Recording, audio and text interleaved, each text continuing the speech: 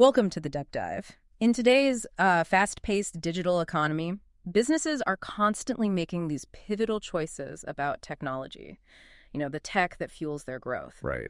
And often what's seen as a global standard, well, it doesn't always perfectly fit local realities. That's a key point. So today we're diving into a really fascinating shift. It's unfolding within the CRM, customer relationship management, platform landscape, specifically in Thailand. Yeah, and our mission, let's say, for this deep dive is to really get under the skin of why a growing number of Thai businesses, especially SMBs, small and medium businesses and mid-sized companies, why they're increasingly choosing HubSpot. Right, moving away from Salesforce. Exactly. Salesforce, which for ages has been seen as the global benchmark. We're pulling insights from an article looking right at this trend. And it's a shift that, well, as you'll hear, it reveals some deeper truths about what businesses actually prioritize in a market that's changing so fast.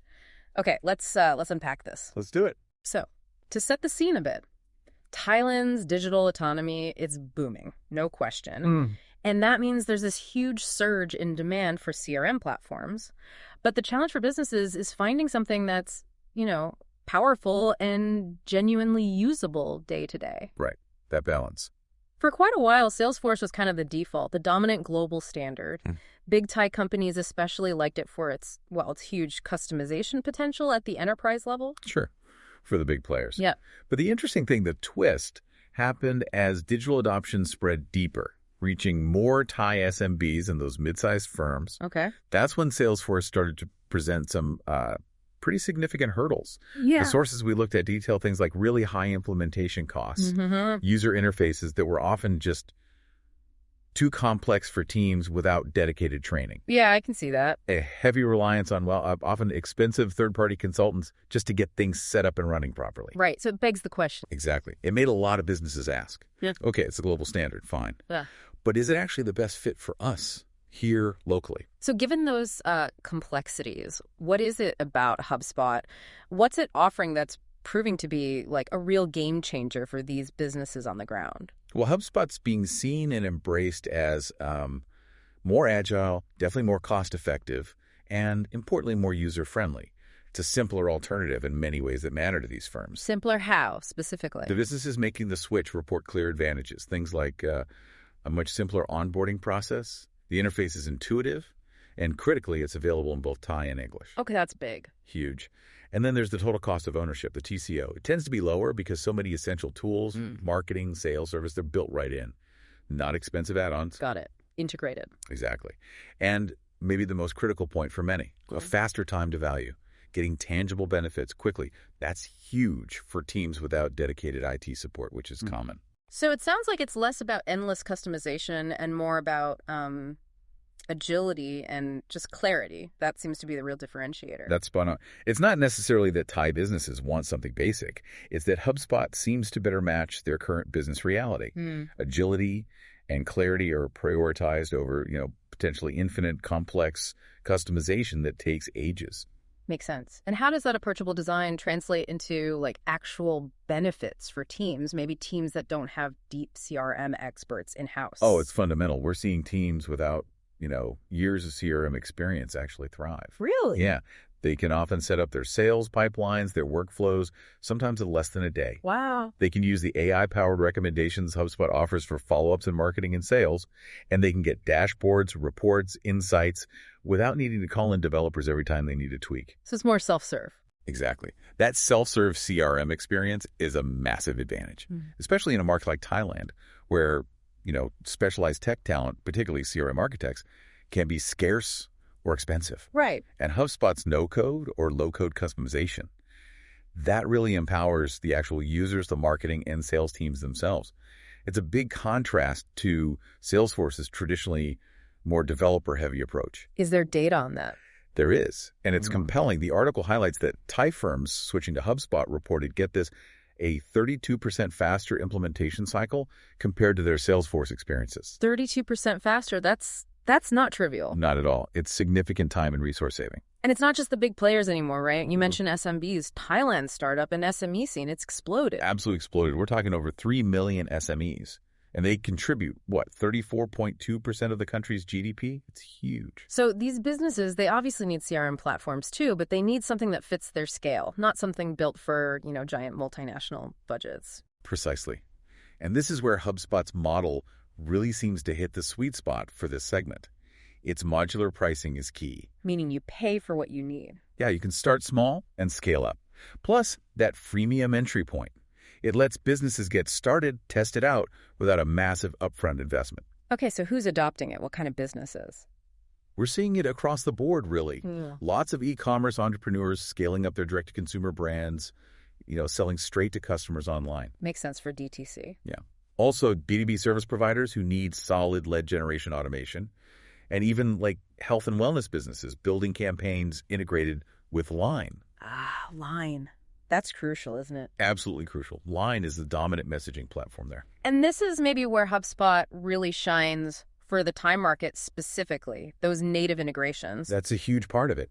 Native integrations with key local channels, like you said, Line OA, that's Line official account, but also Google Ads, Facebook Messenger. These aren't just nice to haves. No, they're essential. They are absolutely fundamental to how marketing and communication happen in Thailand. And this ties into something else, retention.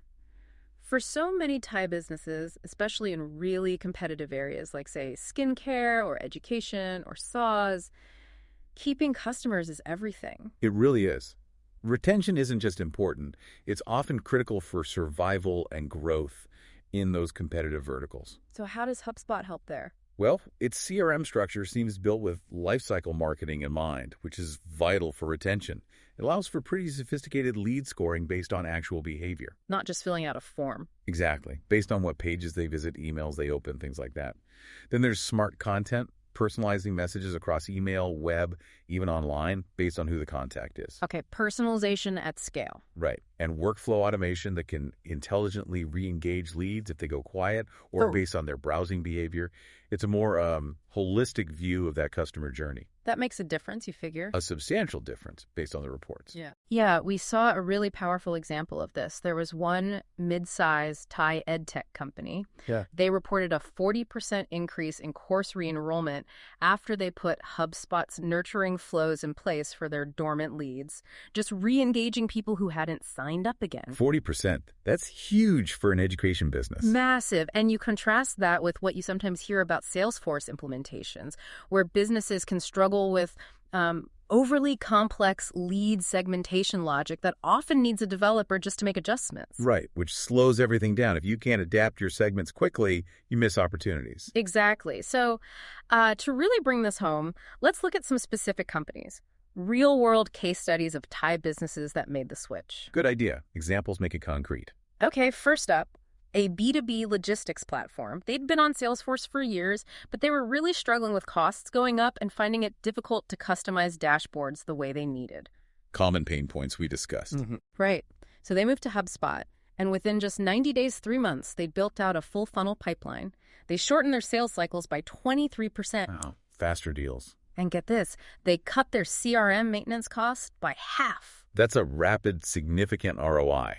It really shows the impact of finding that better fit platform for how they operate. It really does. Okay, another one. A Southeast Asian e-commerce brand.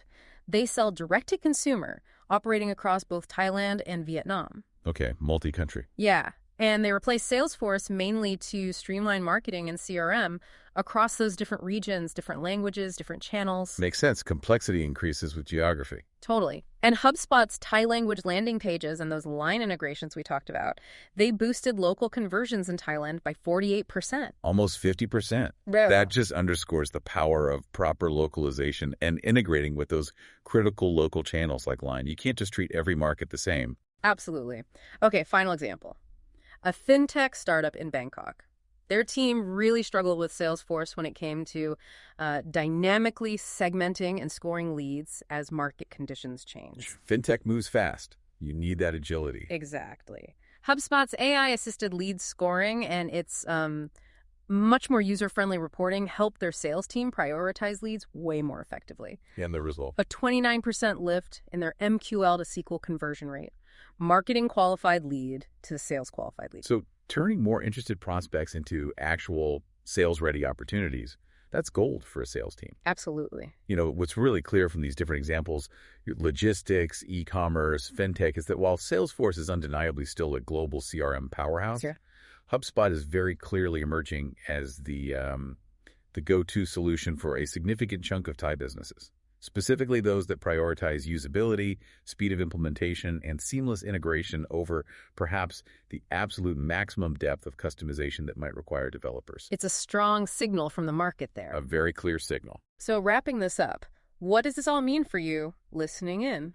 Well, for foreign brands perhaps looking to enter Thailand, or even for local Thai businesses aiming to scale up fast, this deep dive really shows that HubSpot is offering a CRM platform that genuinely seems to adapt to the way Thai teams actually work, communicate, and sell. Yeah. It's not just about which platform has, the longest feature list. It's fundamentally about which one offers a better fit for that specific context. And that leads to a fascinating thought, doesn't it? If the CRM battle, so to speak, in a market like Thailand is really more about better fit and cultural or operational adaptation rather than just raw feature counts. Yeah. What does that imply for other global technologies trying to enter diverse local markets around the world? How might this kind of trend influence the future of tech adoption, maybe even product customization itself globally? That is a fascinating thought, something to definitely consider as you navigate your own learning and work. Thank you for joining us on this deep dive into the evolving CRM landscape in Thailand.